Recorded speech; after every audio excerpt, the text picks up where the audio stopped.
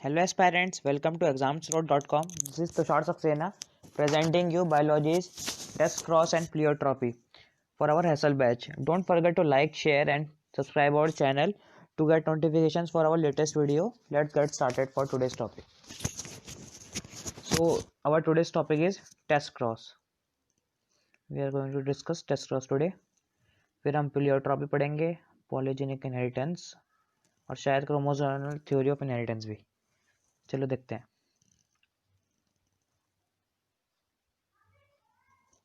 Test cross basically होता क्या है? टेस्ट क्रॉस क्या होता है? It is a method devised by Mendel to determine the genotype of an organism. In this cross the organism with dominant phenotype but unknown genotype. देखो इसमें क्या है, इसका डोमिनेंट फिनोटाइप से बट अननोन जीनोटाइप, हमें इसका जीनोटाइप नहीं पता, और इसका रिसेसिव इंडिविजुअल से हम क्या कराते हैं, क्रॉस पॉलिनेशन कराते हैं. इस समय क्या पता चलता है, हम इसका क्रॉसिंग कराते हैं और हमें इससे पता चलता है कि उसका हमारा जीनोटाइप क्या होगा. ये कुछ इस तरह से होता है. जैसे ये है, ये हमारा डोमिनेंट है, ये हमारा रिसेसिव है. ठीक है, तो हम डोमिनेंट फिनोटाइप का, ये लिखा है ना डोमिनेंट फिनोटाइप, हम क्रॉस कराते हैं किससे, रिसेसिव इंडिविजुअल से. तो डोमिनेंट है तो रिसेसिव क्या होगा, कैपिटल डब्ल्यू अगर डोमिनेंट है, वायलेट कलर है, तो स्मॉल डब्ल्यू क्या होगा, वाइट कलर, वो रिसेसिव है. ठीक है, तो हम ये जब कराते हैं तो हमें तो पहले ये मिल जाता है हमारा हाइब्रिड जो होता है डब्ल्यू, जो भी ये भी टॉल होता है. और इससे हमें क्या पता चलता है, मेंडल ने कहा कि अगर हमें अपना जीनोटाइप नहीं पता है, जब हम प्लांट देख कोई, हम मेंडल ने एक सामने प्लांट देखा उसके, ठीक है, एक बड़ा सा प्लांट था, लंबा प्लांट था, तो उसे देख के तो वो बता नहीं सकता ना कि उसका जीनोटाइप क्या होगा. बता सकता है क्या? नहीं बता सकता है. कितनी भी तेज आंखें हों उसकी, कैसे बता देगा उसके. अब उसने तरीका निकाला एक, कि जब हम डोमिनेंट फिनोटाइप का क्रॉसिंग कराते हैं रिसेसिव इंडिविजुअल से, तो हमें अपना वो मिल जाता है जीनोटाइप, जो है ये आ गया, ये जो आ गया हमारा स्मॉल डब्ल्यू, ये हमें मिल जाता है, जो ये भी वायलेट कलर में था. तो इससे हमें जीनोटाइप पता लग जाते हैं. ऐसे ही केस 2 में किया है. केस 2 में हमने क्या किया है, हमने कैपिटल डब्ल्यू लिया है और स्मॉल डब्ल्यू लिया है. इससे हमें क्या पता चल रहा है, अब देखिए यहाँ लिखा है डोमिनेंट फिनोटाइप, लिखा है ना, तो इसका मतलब क्या हुआ, डोमिनेंट. अब देखिए डोमिनेंट तो हमारा कैपिटल डब्ल्यू स्मॉल डब्ल्यू भी होता है, ये वाला, ये भी डोमिनेंट होता है, डोमिनेंट ऑल होता नहीं होता है, और ये भी डोमिनेंट होता है. तो हमें पता कैसे चलेगा कि किस डोमिनेंट की बात हो रही है, ये क्वेश्चन आता है ना, कैसे पता चलेगा हमें. तो इसे हमने दोनों को क्रॉस कराया और दोनों केस में हमें डोमिनेंट कौन सा मिला, स्मॉल डब्ल्यू. तो हमारा जीनोटाइप क्या था, हमारे जीनोटाइप था स्मॉल डब्ल्यू, हमारा जीनोटाइप था कैपिटल डब्ल्यू स्मॉल डब्ल्यू, ये वाला, ये हमारा जीनोटाइप आया दोनों केस में डोमिनेंट. मतलब टेस्ट क्रॉस कुछ नहीं है, बस इसमें हम क्या करते हैं, जो डोमिनेंट फिनोटाइप होता है उसका हम क्रॉसिंग कराते हैं रिसेसिव से कराएंगे तो हमें अपना ओरिजिनल जीनोटाइप मिल जाएगा, क्योंकि हमने फिनोटाइप का कराया तो हमें जीनोटाइप मिल जाएगा. बस ये टेस्ट क्रॉस है. वैसे टेस्ट क्रॉस नाम से पता चल रहा है, टेस्ट कर रहे हैं, टेस्ट क्या कर रहे हैं कि हमारा जीनोटाइप क्या है. ठीक है, आगे देखते हैं. यह है प्लियोट्रॉपी. प्लियोट्रॉपी क्या होता है, it is the phenomena in which a single gene exhibits multiple phenotype expressions. The pleiotropic gene affects the metabolic pathways resulting in different phenotypes. क्या मतलब हुआ इसका? ये कह रहा है हमसे, एक सिंगल जीन जब मल्टीपल फिनोटाइप, मतलब क्या, एक सिंगल जीन हमारा जब मल्टीपल कैरेक्टर को क्या बोलते हैं, एक्सप्रेस करता है, मतलब मल्टीपल कैरेक्टर्स उस पर डिपेंड होते हैं, तो इस फिनोमिना को हम प्लियोट्रॉपी कहते हैं. जैसा हमारा ये है ना फिनाइल कीटोनूरिया है ना, ये, इससे हमें पता चलता है ये एक सिंगल जीन है जो कई फैक्टर्स को, जो कई हमारे कैरेक्टर्स को डिफाइन करता है. तो ये एक एग्जांपल हो गया हमारा प्लियोट्रॉपी का. The pleiotropic gene affects the metabolic pathways resulting in different phenotypes. ये कह रहा है बस, ये मेटाबॉलिक हमारे पाथवेज को अफेक्ट करता है, वो तो करेगा ही. तो और जब वो करेगा, अफेक्ट करेगा, तो डिफरेंट फिनोटाइप्स भी होंगे. जब फिनोटाइप्स डिफरेंट, तभी तो मेटाबॉलिक पाथवेज अफेक्ट हो रहे हैं.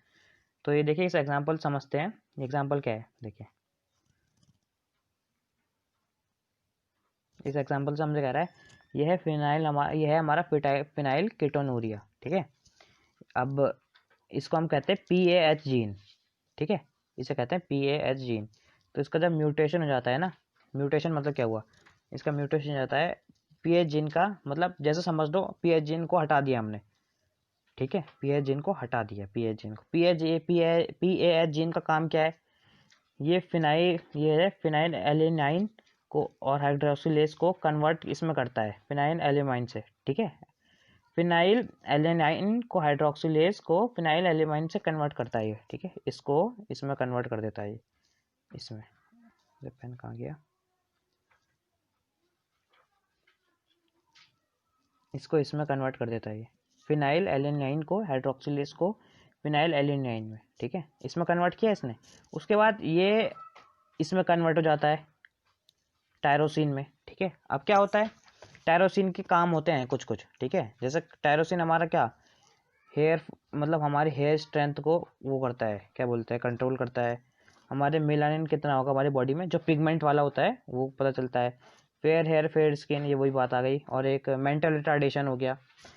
तो अगर हमारा PAH जीन नहीं होगा तो क्या क्या होगा, ये इसमें कभी कन्वर्ट ही नहीं हो पाएगा फिनाइल एलिनीन में। हो पाएगा क्या, फिनाइल एलिनीन में कभी कन्वर्ट ही नहीं होगा, तो टायरोसिन में कभी कन्वर्ट नहीं होगा। और अगर टायरोसिन में कन्वर्ट नहीं होगा तो ये 3 फैक्टर हमारे गए काम से। तो जब इससे हमें पता क्या चल रहा है, फिनाइल कीटोनूरिया हमारे 3 वो होल्ड करता है कैरेक्टर को, 3 या 4 मेंटल रिटार्डेशन को भी करता है।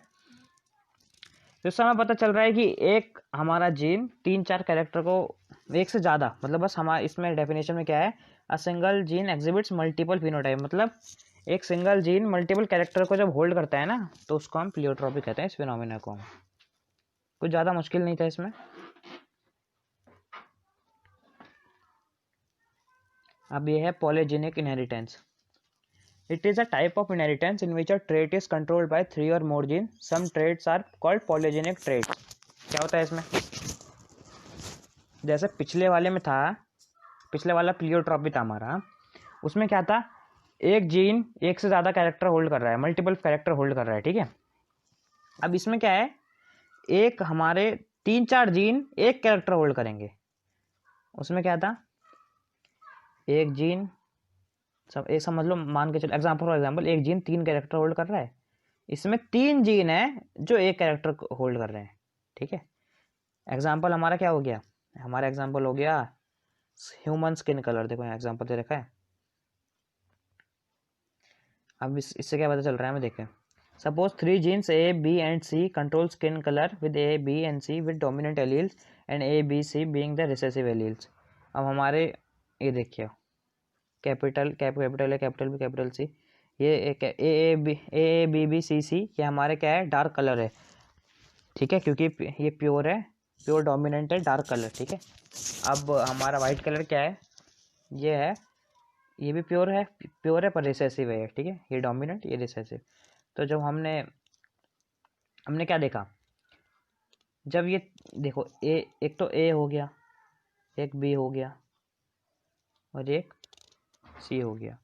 जब ये 3 मिलके एक कैरेक्टर को होल्ड कर रहे हैं, इस फिनोमिना को हम कहते हैं पॉलीजेनिक इनहेरिटेंस। मतलब ए बी बी सी सी का क्रॉस हुआ, स्मॉल ए स्मॉल बी सी स्मॉल सी, ये कैपिटल वाले डार्क कलर, ये वाले वाइट कलर, ठीक है।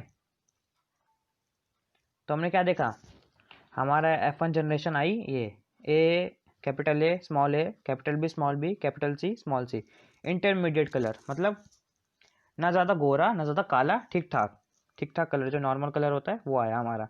तो F1 जनरेशन में तो ये आया। अब F2 जनरेशन में क्या होगा, अब जब ए बी बी सी सी, मतलब कैपिटल ए, ये वाला इसकी बात हो रही है, capital A capital B capital C small c, इसका जब हम क्रॉस करेंगे उसके बाद ही हम F2 जनरेशन में हमें बहुत सारे वेरिएशन देगा ही वेरिएशन, पेरेंट्स से बिल्कुल डिफरेंट होंगे, क्योंकि जब इन दोनों को क्रॉस हुआ तो ये आया। अब इन दोनों को अब ऐसे ऐसे इसका ही इसी जैसे ए इस वाले का इससे ही होगा, सेम इससे ही होगा, क्रॉस करेंगे तो बहुत सारे वेरिएशन मिलेंगे हमें, स्किन टोन्स के मिलेंगे, नहीं मिलेंगे। तो देखिए कैसे वेरिएशन मिलेंगे हमें। ये हमारे क्या डिटरमाइन करेंगे, ये होता है हमारा सारे कैपिटल होते हैं तो वो डार्क कलर होता है, सारे स्मॉल होते हैं तो वाइट कलर होता है। अब जब वेरिएशन मिलेंगे तो बहुत सारे स्किन टोन्स मिलेंगे हमें। क्या हो गया, जैसे सावला, जैसे कहते हैं ना कि सावला है तो कैसे है वो, ऐसा पता चलता है ना इससे कि उसको कौन सा स्किन टोन मिला है, वो उसके जीनोटाइप पे डिपेंड करता है। ठीक है, कोई गोरा है तो उसका जीनोटाइप, कोई बहुत ज़्यादा गोरा है जैसे अंग्रेज है ना, तो वो कैसे है, उनका ये वाइट, उनका ये रिसेसिव वाला, उनके ये स्मॉल ABC वाले कैरेक्टर शो होते हैं। और जैसे अफ्रीकन्स लोग होते हैं वो बहुत काले होते हैं, डार्क कलर होता है ना उनका, ये इसी पिगमेंट की वजह से होता है। ठीक है, मिलानिन जिसे कहते हैं। और इसका जब ये डिफाइन करता है हमारा कि कैसा होगा कलर। आगे हमारा chromosomal theory of inheritance. The chromosomal theory of inheritance was proposed independently by Walter Sutton and Theodore Boveri in 1902. They stated that behavior of chromosome was parallel to behavior of genes and used chromosome movement to explain Mendel's law. क्या कह रहे हैं ये भाई साहब हमारे, देखो Mendel, मैंने आपको बताया था पहले कि मेंडल ने जब हमारा डिस्कवरी की थी ना ये सब 1863 में जब उसने ये रिलीज़ किया था और 1865 में उसने पब्लिश किया था, तो उसको ज़्यादा अटेंशन नहीं मिली थी, किसी ने उसको मीनिंगफुल नहीं समझा था, सब ने उसका यही समझा था। तो जब उसके बाद 1900 में जब 3 साइंटिस्ट ने उसकी रीडिस्कवरी की, उसके बाद इस पर और रिसर्च होने लग गई। तो दुनिया के 2 कोनों से, ये हमारे समझ लो, ये देखो, ये बनाता हूँ छोटा सा, ये दुनिया है। ठीक है, इसके 2 कोने से एक आदमी यहाँ पे, एक आदमी यहाँ पे, ये हमारे हैं वॉल्टर सटन भाई, सटन, और ये हमारे थियोडोर बोवरी भाई। ठीक है, तो 1902 में इन्होंने क्या किया, सटन भाई ने क्या किया, इन्होंने बताया, इन्होंने अपने एक्सपेरिमेंट्स किए कुछ। ठीक है, जो मेंडल ने इन्हें बेस तो दे दिया था, तो उन्होंने अपने कुछ एक्सपेरिमेंट्स किए, तो इन्होंने बताया कि क्रोमोसोम होते हैं हमारे बॉडी में। ठीक है, तो जो हमारा, जैसे हमारा जीन कैरेक्टर कैरी करता है, ऐसे हमारा क्रोमोसोम वो कैरेक्टर कैरी करता है, एक पर्टिकुलर ट्रेड कैरी करता है हमारा एक क्रोमोसोम। ये भी पेयर्स में होते हैं, ये भी पेयर्स में होते हैं। ऐसे इन भाई साहब ने बताया क्रोमोसोम्स के बारे में कुछ। तो जब हमने इन दोनों भाई साहब की डिस्कवरीज को मिला दिया, तो उसको हम कहने लगे सट्टन and Boveri theory of inheritance. ठीक है, जो आजकल कहा जाता है जिसे क्रोमोसोमल थ्योरी ऑफ इनहेरिटेंस, उसे ये भी कहते हैं सट्टन and Boveri theory of inheritance. ठीक है, तो इन 2 भाई साहब ने डिस्कवरी की हमारी। अब इन्होंने क्या क्या बताया कि इन्होंने मेंडल और अपने उसमें डिस्कवरी में इन्होंने वो बताया, सिमिलैरिटीज बताई। क्या क्या सिमिलैरिटीज थी, जैसे देखिए ये हमारी सिमिलैरिटीज थी। Like the hereditary factors are carried in the nucleus. ठीक है, like the Mendelian alleles chromosomes are found in pairs. Mendel ने बताया था ना कि जीन, ये हमारे एलील्स हमें पेयर में मिलते हैं, जैसे ये टी स्मॉल टी पेयर में है ना, ये ऐसे कुछ क्रोमोसोम पेयर में होते थे हमारे।